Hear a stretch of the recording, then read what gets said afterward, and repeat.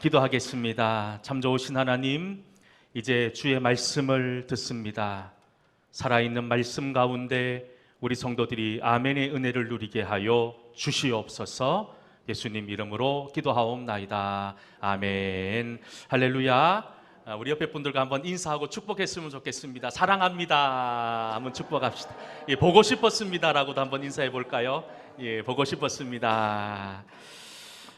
오늘 본문에는 몇몇 사람들의 이름이 나오고 있습니다. 그 중에서 우리에게 너무 익숙한 한 사람의 이름, 다윗. 여러분들은 다윗을 어떻게 기억하고 있습니까? 그는 하나님의 특별한 사랑을 받은 사람이었지요. 사울에 이어서 이스라엘의 두 번째 왕으로 세워진 사람입니다.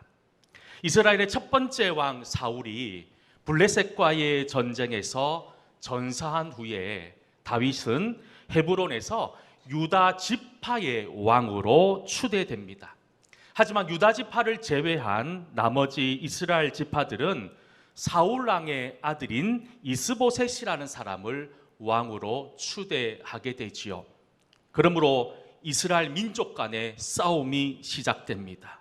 결국 사울이 죽음으로 말미암아 이스라엘은 다윗의 유다와 이스보셋의 이스라엘로 분열되었고, 민족의 치열한 싸움을 통해서 마침내 다윗이 이스라엘의 두 번째 왕으로 등극하게 되지요. 성경을 보면 다윗이 이렇게 두 번째 왕이 된 이후에 서둘렀던 몇 가지 일들이 있었습니다. 가장 먼저 이 다윗이 했던 일은 수도를 옮기는 것이었습니다. 사실 수도를 옮긴다는 것은 결코 쉬운 일이 아니었지요.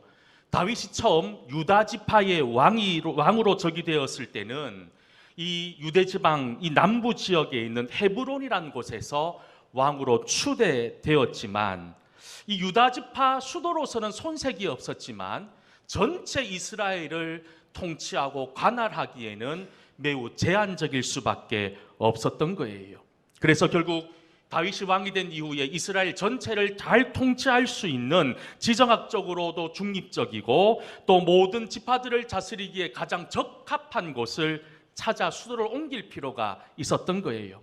그래서 40년 동안 사울이 통치할 때 수도였던 기브온이 아닌, 북쪽에 있었던 기브온이 아닌 적당한 곳을 찾다가 보니 어디가 눈에 들어왔느냐? 바로 예루살렘이 눈에 들어왔다는 겁니다.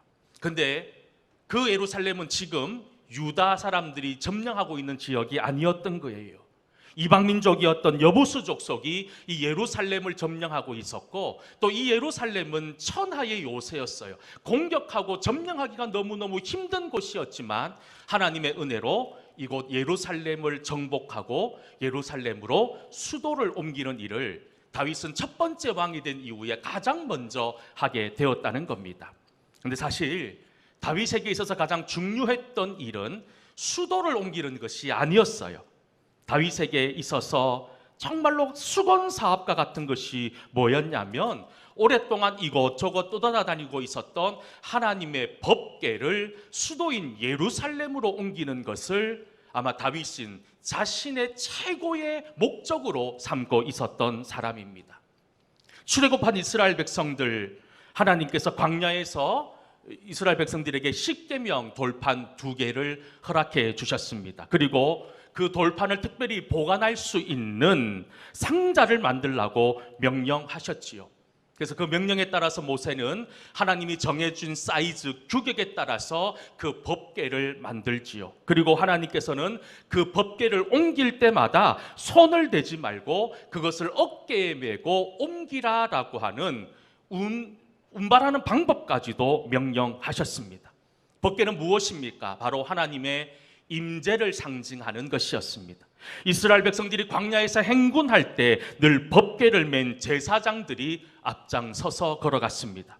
이스라엘 백성들이 광야에서 수경을 할 때에도 법궤를 중심으로 해서 12개 지파가 사방으로 진을 쳐서 법궤와 함께 했습니다. 그러게 광야 생활을 마치고 가나안 땅에 발을 딛는 그 순간에도 법궤는 늘 앞장섰지요. 이제 홍수 때가 되어서 물이 철철 흘러넘치는 요단강을 건널 때에 법궤를 짊어진 제사장들이 가장 먼저 요단강에 발을 들어 넣었을 때에 그 물이 끊겨서 그곳을 마른 땅으로 걸어갈 수 있었던 기적이 있었습니다. 난공불락과 같았던 여리고성을 점령하는 데 있어서도 법궤를 맨 제사장들이 앞장섰고 그 뒤에 백성들이 함께함으로 여리고성이 무너지는 기적도 그들은 경험했다는 겁니다. 그런데 이스라엘 백성들이 가나안 땅에 정착한 이후에 하나님과의 관계가 점점점 멀어지기 시작합니다. 그리고 하나님을 버리기 시작합니다. 그리고 다른 신을 섬기기 시작한다는 거지요.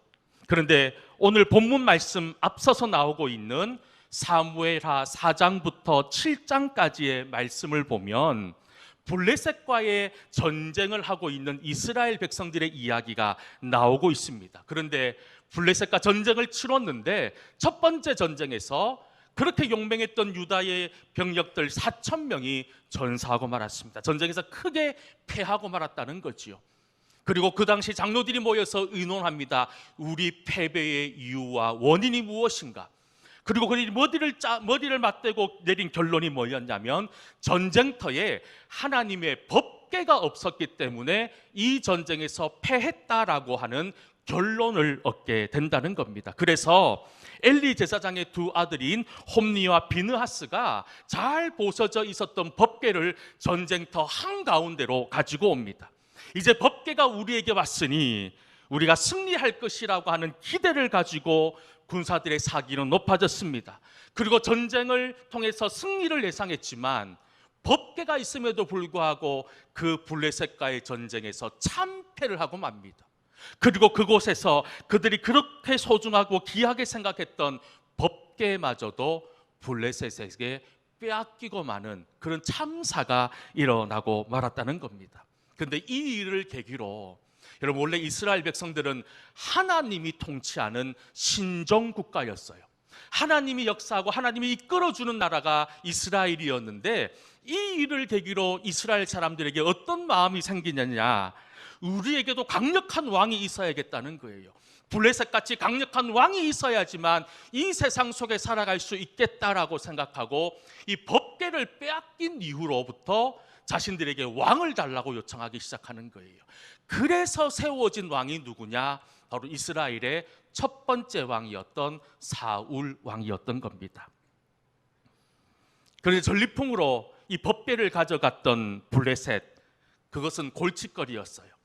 블레셋 사람들이 믿었던 이 아곤 신상이란 곳에, 다곤 신상이란 곳에 이 법궤를 옮겨 놓았는데 아침이 되니 그 다곤 신상이 넘어져 있고 목이 부러져 있는 거예요. 그 다음날 바로 해놔도 또 똑같은 일이 벌어지고 있는 거예요.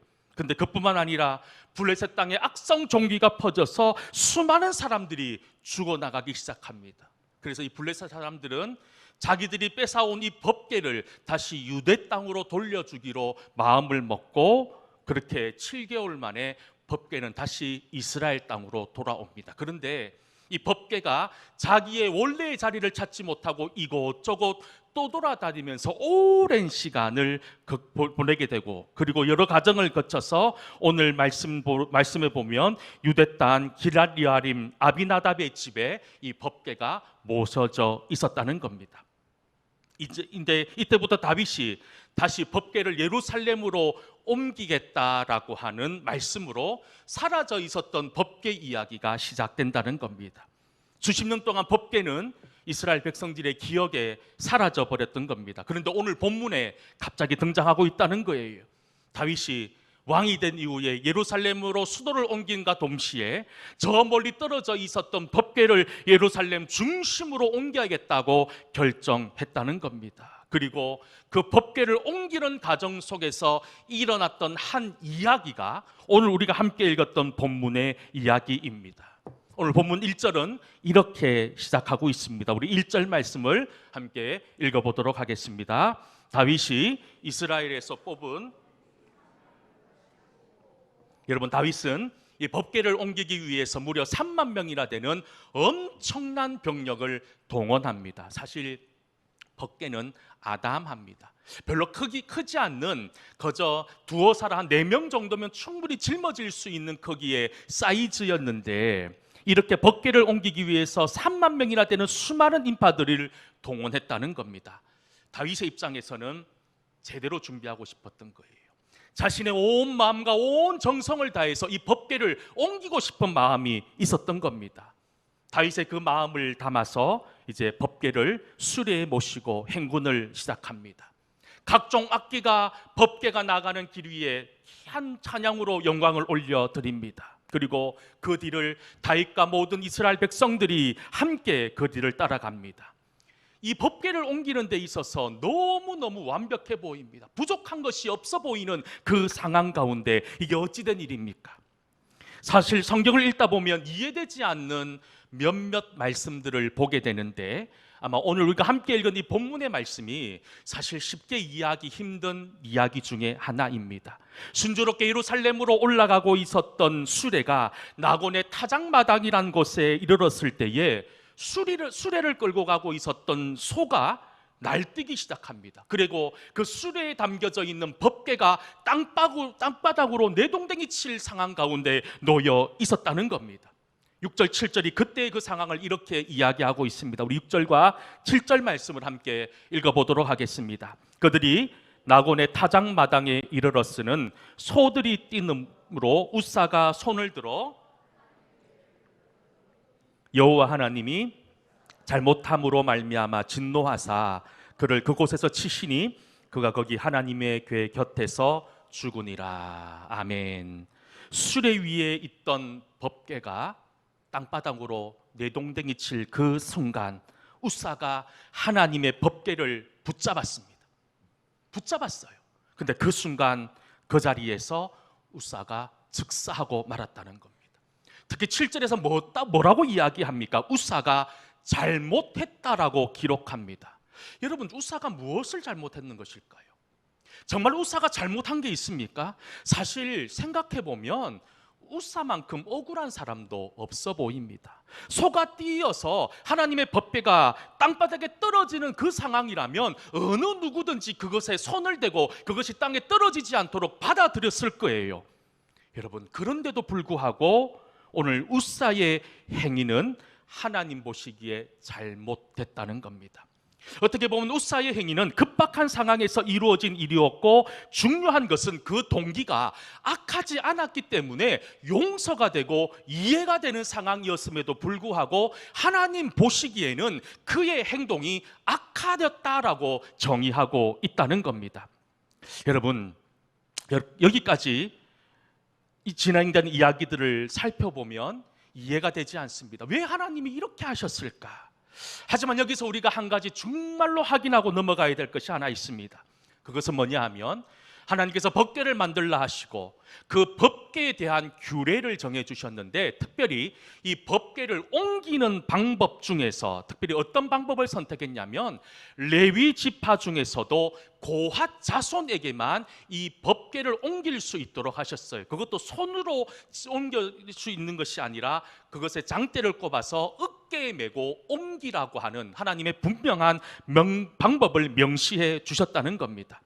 오늘 본문에는 나오지 않지만 동일한 기록을 담고 있는 역대상 15장 13절 말씀에도 이렇게 기록되어져 있습니다. 우리 역대상 말씀을 함께 읽어보도록 하겠습니다. 전에는 너희가 매지 아니하였으므로 우리 하나님 여호와께서 우리를 찢으셨으니 이는 우리가 규례대로 그에게 구하지 아니하였음이라 하니. 여러분, 그렇습니다. 우리가 이해할 수 없지만, 우리는 충분히 납득되는 상황이지만 웃사가 죽은 이유는 하나님께서 명령하신 그 법궤를 옮기는 방법대로 옮기지 않았기 때문이에요. 하나님 법궤에 손을 대면 안 됨에도 불구하고 그것에 손을 댔기 때문이라는 겁니다.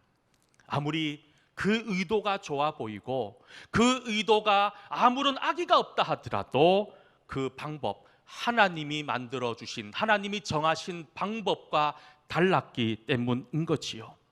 사실 당시 유대인이라면 이 법궤를 고핫 자손이 짊어져야 된다는 사실을 누구보다도 다 잘 알고 있었던 거예요. 상식 같은 이야기였습니다. 처음에 법궤가 블레셋에게 빼앗겼을 때 블레셋 사람들이 법궤를 어떻게 옮겼느냐?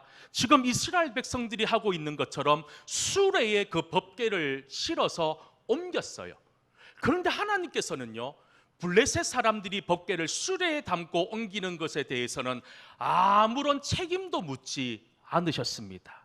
왜냐하면 그들은 하나님을 알지 못하는 사람이었기 때문이에요. 하나님과 상관없는 사람이었기 때문인 겁니다. 그런데 하나님께서는 하나님을 알지 못하는 이방 사람들과 하나님을 믿는 우리들을 동일하게 생각하지 않으셨다는 겁니다. 이 시대를 살고 있는 우리들에게도 마찬가지입니다. 우리 하나님께서는 당신의 백성들인 저와 여러분들에게 이 세상보다 훨씬 더 높은 수준의 무엇인가를 요구하신다는 거예요. 하나님께서 요구하시는 것이 무엇입니까? 바로 말씀 앞에 순종입니다. 기억하시길 소망합니다. 하나님께서 우리에게 원하시는 건 다른 것이 아니에요. 정말로 우리가 말씀 앞에서 온전히 그 말씀 앞에 아멘하고 순종하기를 하나님 원하신다는 사실을 기억할 수 있기를 간절히 소망합니다. 히브리서 11장 7절부터 8절까지의 말씀을 보면 믿음의 조상이었던, 믿음의 사람이었던 노아와 아브람에 대한 이야기가 기록이 되어져 있습니다. 제가 읽어드리겠습니다. 믿음으로 노아는 아직 보이지 않는 일에 경고하심을 받아 경외함으로 방주를 준비하여 그 집을 구원하였으니 이로 말미암아 세상을 정죄하고 믿음을 따르는 의의 상속자가 되었느니라. 믿음으로 아브라함은 부르심을 받을 때에 순종하여 장래의 유업으로 받을 땅에 나아갈새 갈 바를 알지 못하고 나아갔으며라고 말합니다. 여러분, 뭐라고 이야기합니까? 이들은 모두 다 믿음으로 순종했다는 거예요. 믿음으로 하나님 말씀 앞에 순종함으로 그들은 하나님께 복을 받았다라고 분명히 명시하고 있다는 겁니다. 저는 오늘 이 시간 우리는 지금 나는 하나님 말씀 앞에 온전한 순종의 사람으로 살고 있는지를 잘 살펴볼 수 있는 은혜가 있기를 소망합니다. 이런저런 이유로 인해서 내 중심으로, 내 생각으로, 내 상식으로 말씀을 이해하고 해석하는 인생이 되면 안 됩니다. 세상의 편리하고 쉬운 방법, 그리고 합리적이라고 하는 이 세상의 함정에 빠져서 하나님의 말씀과 하나님의 방법을 잊어버리고 살면은 안 된다는 겁니다. 비록 그 길이 불편하고 그 길이 이해가 되지 않고 그 길이 어리석어 보인다 하더라도, 그것이 내 감정과 내 생각과 다 차이가 난다 하더라도 그것이 하나님의 말씀이라면 여러분, 우리는 순종해야 합니다. 그렇다면 여기서 중요한 질문이 생깁니다. 법궤를 옮기는 방법에 대해서 알고 있었던 그 당시 이스라엘 사람들이 도대체 왜 그러면 수레에 실어서 법궤를 옮긴 것일까요? 한마디로 법궤가 예루살렘으로 옮겨지는 이 역사적인 현장의 주인공이 되고 싶었던 사람들이 있었기 때문입니다. 법궤를 옮기는 이 모든 과정은 하나님의 영광을 통해서 이루어지는 일이었습니다. 하지만 이 일에도 내가 주인공이 되고자 했던 사람이 있습니다. 하나님의 법에 의하면 고핫 자손이 이 법궤를 옮겨야만 했습니다. 그러니 어떻게 됩니까? 이 역사적인 사건의 스포트라이트는 모두 다 고핫 자손에게 돌아갈 수밖에 없는 상황이었어요. 그러니 3대째 법궤를 관리하고 있었던 그 당시 그 집안 사람들에게 이것은 매우 매우 충격적인 일이었어요.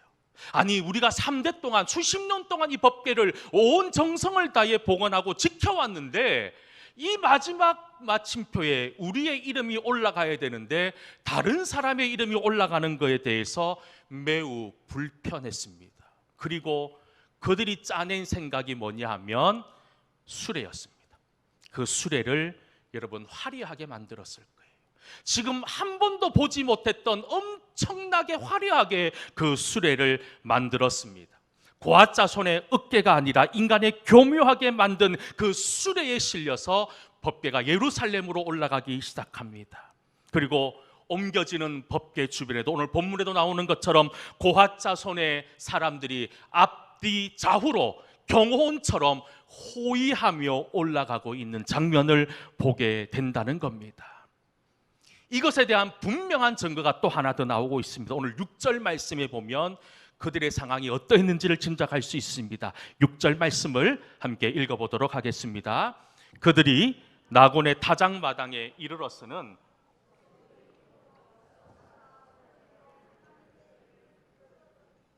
여러분 6절 말씀에서 이상한 점을 발견할 수 있으시겠습니까? 사실 6절 말씀에 한글 성경에 나오는 말씀으로만 보면 전혀 문제될 게 없습니다. 하지만 원어 성경에 보면 이 붙들었다라고 하는 히브리의 원어는 아츠라고 하는 말을 씁니다. 아츠. 이 아츠라고 하는 말은 무슨 말이냐? 마치 자신의 물건을 잠봤다, 자신의 물건을 내 것처럼 가져왔다라고 하는 의미로 사용되는 게 이 아츠라고 하는 단어예요. 결국 무엇입니까? 지금 이 하나님의 법궤를 웃사가 잡았는데 그것을 나의 것으로, 나의 법궤인 양 그것을 잡았다는 것이에요. 결국 무슨 말입니까? 3대 동안 법궤를 자기 집안에 모셨는데 이것은 이스라엘 백성의 전체의 것이 아니라 자기의 것이라고 생각했던 거예요. 자기의 소유라고 생각했던 거예요. 이것이 지금 그들이 가지고 있었던 가장 큰 문제 아니었을까요? 겉으로 볼 때는 포장되어져 있습니다. 화려한 수레, 아름다운 수레로 추장되어져 있지만 그 중심을 보시는 하나님께서 그 사람의 마음을 꿰뚫어 보셨다는 거예요. 그 마음이 어떠했는지를 주님께서는 아셨다는 거예요. 그래서 하나님께서는요, 그 마음을 치셨던 거예요. 지금 여러분들은 어떤 마음으로 이 자리에 앉아 계십니까? 여러분들, 우리는 현대를 살고 있는 우리들이 가장 경계해야 될 것 중에 바로 하나가 여기에 있습니다. 여러분, 무엇 때문에 열심히 교회에서 봉사하십니까? 여러분, 무엇 때문에 그렇게 열심히 헌신하십니까? 혹여나 하나님을 나의 마음대로 하고 싶어서, 그저 하나님을 도깨비 망망이처럼 내가 하는 모든 일들을 이루어 주시는 그런 분으로 만들기 위해서 하나님을 믿고 하나님을 따라가고 있지는 않습니까? 그리고 내 이름을 드러내고 내 이름을 기억되기를 원해서 살아가고 있지는 않습니까? 말씀을 준비하면서 그런 생각이 들었어요.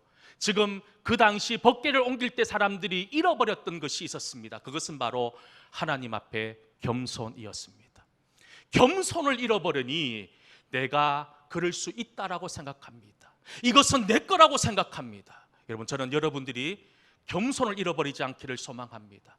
철저히 하나님의 은혜 가운데 살아가는, 그리고 하나님의 영광을 위해서 먹든지 마시든지 무엇을 하든지 간에 하나님의 영광을 위해 살아가는 은혜가 있기를 다시 한 번 더 간절히 소망합니다.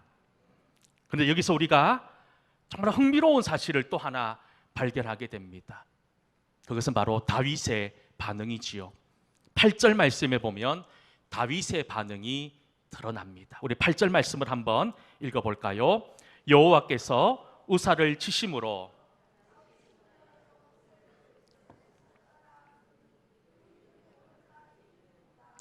여러분, 다윗이 어땠다고요?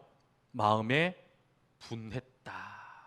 분했다는 거예요. 왜 마음에 분한 생각이 들었을까요? 한순간의 실수로 이 중대한 계획을 망치게 한 우사에 대한 분노일까요? 아니면 하나님의 법궤를 예루살렘으로 모셔가는 그 일에 나름 최선을 다했는데 이 모든 것이 엉망진창이 되어버린 것에 대한 분노일까요? 사실 지금 다윗이 분한 마음을 품고 있는 이 근본적인 이유는 이 모든 것이 내 계획과 내 뜻대로 되지 않았기 때문입니다. 다윗 역시 똑같았다는 거예요. 다윗 역시 이 법궤를 옮기는 일을 자신의 만족과 자신의 유익을 위한 수단으로 생각하고 있었다는 겁니다. 그래서 자신의 통치 기반을 다지기 위해서 이 법궤를 예루살렘으로 옮기는 일을 그토록 중요하고 소중하게 생각했던 거예요. 여러분, 기억하시길 바랍니다. 우리 하나님은 우리의 심령 골수를 쪼개보신다는 분이에요. 내가 어떤 의도로, 어떤 이유로 이것들을 하고 있는지를 주님께서는 분명히 아시고 계시다는 거예요. 잠시 말씀드렸지만 다윗 나름대로의 계획이 있었습니다. 법궤만 예루살렘으로 옮겨지면 이 불안한 통치 기반이 완벽하게 갖춰질 것이라고 생각했던 거예요. 법궤만 예루살렘으로 올라오면 온 백성들로부터 존경과 칭송을 받을 줄 알았던 거예요. 그런데 모든 계획이 한순간에 무너지고 말았습니다. 그런데 여러분, 정말로 우리가 다시 한 번 더 기억할 수 있는 것은 다윗은 자신이 할 수 있는 모든 방법을 동원했다는 겁니다. 아마 자기가 할 수 있는 모든 것을 동원해서 이 법궤를 옮기는 일에 힘을 다했던 거예요. 그런데 문제는 무엇입니까? 그럼에도 불구하고 하나님은 기뻐하지 않으셨다는 거예요. 그럼에도 불구하고 하나님이 받으시지 않았다는 겁니다. 그러니 다윗 마음속에 하나님을 향한 섭섭한 마음과 하나님을 향한 원망의 마음으로 8절에 요 다윗이 분하였다라고 기록하고 있는 겁니다. 여러분, 우리가 왜 이 세상 살면서 화가 올라오고 왜 이 세상 살면서 분노가 치솟아오릅니까? 내 마음대로 되지 않기 때문에 그런 것 아닙니까? 내가 하고 싶은 대로 되지 않기 때문에 내 감정이 폭발해 올라오는 거예요. 지금 다윗이 그랬다는 겁니다. 여러분, 우리도 다윗일 수 있어요. 우리도 법궤를 옮기다 죽은 우사처럼 살 수 있다는 겁니다. 여러분, 그 어디에도 하나님의 말씀과 하나님의 뜻은 없이 그저 내 욕망만이 드러나고 있었던 이 법궤를 옮기는 과정, 다윗을 비롯한 이스라엘 백성들 모두에게는 큰 상처가 아닐 수 없었습니다. 그렇게 법궤를 옮기려고 했던 모든 과정이 실패로 돌아갑니다. 그리고 그 법궤는 다시 오벳 에돔 집으로 옮겨지게 됩니다. 그리고 이 오벳 에돔 집으로 옮겨진 그곳에서 하나님께서는 그 가정에 복을 내리셨다고 하는 이야기로 오늘 성경은 마무리하고 있습니다. 11절 말씀인데요, 여호와의 궤가 가드 사람 오벳 에돔의 집에 석 달을 있었는데 여호와께서 오벳 에돔과 그의 온 집에 복을 주셨다라고 기록합니다. 아니, 조금 전까지 그렇게 난리를 쳤는데 오벳 에돔 집으로 옮겨진 그 법궤가 그 가정에게 복을 내렸다고 이야기합니다. 아마 모든 사람들이 두려워했을 거예요. 이 법궤가 자기 집으로 가는 것에 대해서 누가 환영했겠습니까? 하지만 오벳 에돔이 자진해서 이것을 자신의 집으로 모셨던 거예요. 무슨 의미일까요? 내가 죽을지언정 이 법궤를 나의 집으로 모시겠다고 하는 이 믿음이 하나님에게 큰 은혜가 되었던 겁니다. 그렇게 석 달의 시간이 지났습니다. 다윗은 석 달의 시간을 돌아보면서 내가 석 달 전에 있었던 일을 되돌아봅니다. 무엇이 문제였을까? 무엇이 잘못되었을까? 깊이 생각하며 비로소 깨닫게 됩니다.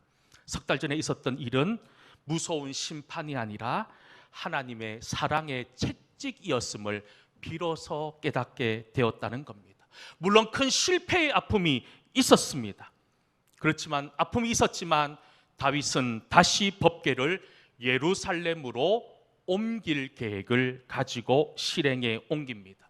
석 달 뒤에 그들이 이제 법궤를 옮기기 위해서 이제 실행에 옮기는데 첫 번째 옮겼던 방법과는 전혀 다른 방법으로 그들은 법궤를 옮기기 시작합니다. 사실 법궤를 수레에 심고 이동하면 편하지요. 간단하게 옮길 수 있습니다. 시대가 변했으니 그렇게 힘들게 하지 말자고 이야기하는 사람들도 분명히 있었을 거예요. 불평하는 사람도 있었을 거예요. 그런데 다윗은 그 법궤를 하나님 말씀의 방법 그대로 실행에 옮기기 시작합니다. 오늘 읽지는 않았지만 13절부터 15절까지의 말씀이 그때의 이야기를 이렇게 전하고 있습니다. 우리 13절부터 15절까지의 말씀을 함께 읽어보도록 하겠습니다. 여호와의 궤를 맨 사람들이 6걸음을 가매 다윗이 소와 살찐 송아지로 제사를 드리고 다윗이 배 에봇을 입었더라. 다윗과 온 이스라엘 족속이 한호하며 나팔을 불고 여호와의 궤를 메어 오니라. 아멘. 여러분, 제사장과 레위인들 그리고 모든 이스라엘 백성들이 여러분 정결하게 하고 이 일에 참여합니다. 여호와의 궤를 맨 사람들이 6걸음을 걸으면 다윗이 소와 살찐 송아지로 제사를 드렸습니다. 여러분, 600걸음, 6000걸음이 아니에요. 6걸음을 걷고 난 다음에 소와 살찐 송아지를 잡아 제사를 드렸습니다. 여러분, 아마 엄청난 시간이 소요됐을 거예요. 그럼에도 불구하고 그렇게 했다는 겁니다. 왜냐하면 그것이 하나님의 방법이었고 하나님의 말씀이었기 때문입니다. 그리고 그것뿐만 아니라 왕으로서의 체면은 따지지 않습니다. 덩실덩실 춤을 춥니다. 그리고 온 백성들이 즐거이 부르며 여호와의 궤가 예루살렘으로 올라오는 것을 온 백성들이 찬송하고 있더라는 겁니다. 여러분, 이것이 우리가 걸어가야 될 길 아닐까요? 이것이 바로 우리가 걸어가야 될 십자가의 길이라는 겁니다. 어느 누가 십자가를 지고 싶었겠습니까? 어느 누가 6걸음 걸어가며 살찐 소와 송아지를 잡아가며 제사를 지내고 싶었겠습니까? 하지만 그것이 하나님의 말씀이고 하나님의 뜻이면 순종할 수 있어야 된다는 겁니다. 사랑하는 성도 여러분, 저는 여러분들의 인생 중심에 하나님이 늘 자리 잡고 있기를 간절히 소망합니다. 비록 내 생각과 내 뜻이 아니더라도 그것이 하나님이 원하시는 것이라면 아멘의 순종, 그것이 우리 성도들이 추구해야 될 우리의 성도의 기본적인 모습이 아닌가, 정말로 다시 한 번 더 기억하시길 소망합니다. 다시 한 번 더 내가 얼마나 주의 말씀에 순종하고 있는지를 돌아보며 순종하지 못하는 부분들이 있다면 다시 결단하며 순종하는 저와 여러분 모두 다 될 수 있기를 주의 이름으로 간절히 축원합니다. 아멘. 우리 이 시간 한번 찬양했으면 좋겠습니다. 찬양 이후에 우리가 헌금 드렸으면 좋겠습니다. 주님 말씀하시면 내가 나아가리라. 우리 찬양하겠습니다.